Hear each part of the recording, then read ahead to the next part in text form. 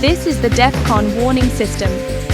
Alert status for 1 p.m. Universal Time coordinated, Monday, the 1st of December 2025. Condition green, DEFCON 5. There are currently no imminent nuclear threats at this time. Over the past week, volatile rhetoric, shifting alliances, and changes in military posture have combined to produce a strategic environment of rising tension. Today we break down the most significant developments affecting nuclear war risk and global stability. Inter-Korean relations have deteriorated sharply, with South Korea issuing some of its strongest warnings in recent years. On November 24th, South Korean President Lee Jae-myung declared that the peninsula has entered what he called a very dangerous situation, adding that an accidental clash is possible at any time. The North has reportedly severed communication channels and begun erecting barbed wire fencing along the land border, a measure not seen since the immediate aftermath of the Korean War. This comes amid more than 10 reported incursions by northern soldiers this year alone. South Korean troops have responded on several occasions with warning shots, following established protocol. At the same time, joint United States-South Korea military drills have drawn fierce condemnation from Pyongyang, which describes them as dress rehearsals for a nuclear war. As history shows, North Korea is not only known for its harsh rhetoric, but also for unpredictable and sometimes violent actions. Neither Korea is making direct nuclear threats at this moment. However, the combination of border militarization, severed communication, and heightened suspicion raises the risk of a misinterpreted move or accidental clash, an event which could, in the worst case, pull nuclear-armed allies into the conflict. This remains one of the most volatile flashpoints in the world today. Iran's foreign ministry has recently claimed that no uranium enrichment is taking place at any of its nuclear facilities. However, independent commercial satellite imagery appears to contradict those statements. Analysts have identified new construction at several sensitive nuclear-linked locations, including the Talagan 2 site at Parchin, a location historically associated with weapons-related experiments. The new imagery shows a large cylindrical object consistent with a high-explosive test chamber.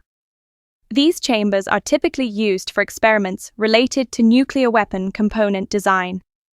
The contradiction between Iran's public statements and the imagery raises serious questions about Tehran's intentions and activities.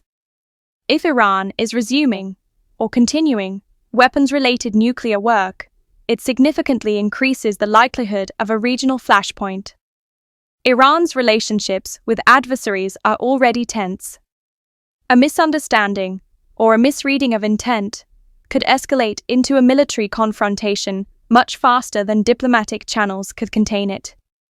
This remains one of the most closely watched nuclear risk developments in the Middle East.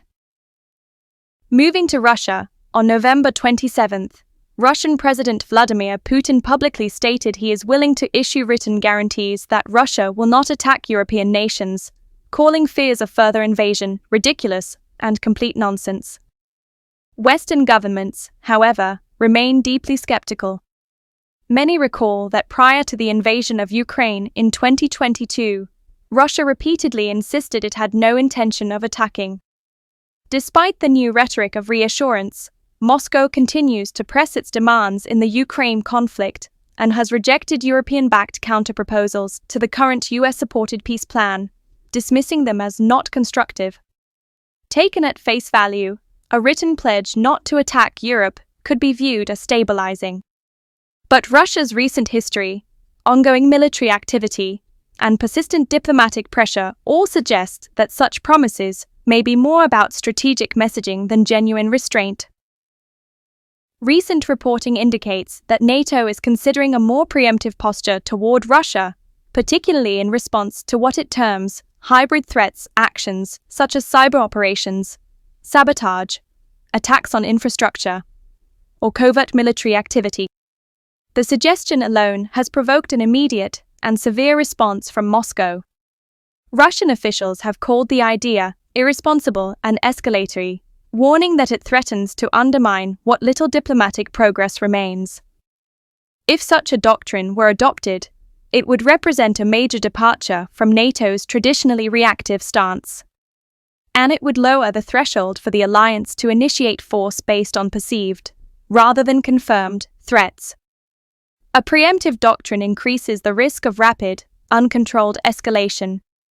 If NATO were to interpret a Russian action as an imminent threat and respond preemptively, Russia could retaliate immediately and disproportionately, possibly including nuclear or near-nuclear weapons in extreme scenarios. Even the rhetoric surrounding this issue increases the level of global uncertainty among nuclear powers. Diplomatic efforts around the Ukraine war continue, but progress remains limited. The Kremlin recently rejected a European counterproposal to the US-backed 28-point peace plan, again calling it not constructive. While President Putin has expressed some readiness to negotiate, he has conditioned any deal on the withdrawal of Ukrainian troops from contested regions, a demand Kiev and its partners consider unacceptable. With neither side willing to make concessions, the war sits at a dangerous impasse. The concern is not simply the fighting itself, but the wider strategic consequences. A breakdown in talks, a sudden offensive, or a misreading of military movements could rapidly escalate tensions across the region. While nuclear weapons are not central to day-to-day operations, they remain an ever-present backdrop to the conflict, raising the stakes of every decision. The DEFCON warning system is a private intelligence organization which has monitored and assessed nuclear threats by national entities since 1984. It is not affiliated with any government agency and does not represent the alert status of any military branch. The public should make their own evaluations and not rely on the DEFCON warning system for any strategic planning. At all times, citizens are urged to learn what steps to take in the event of a nuclear attack. If this had been an actual attack, the DEFCON warning system will give radiation readings for areas that are reported to it. Your readings will vary.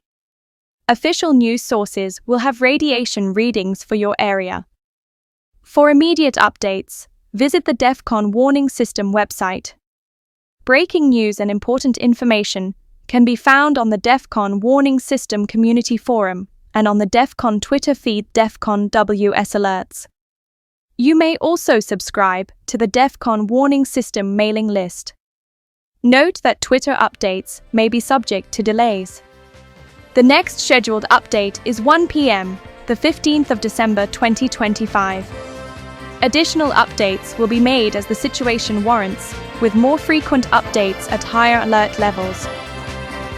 This concludes this report of the DEFCON warning system.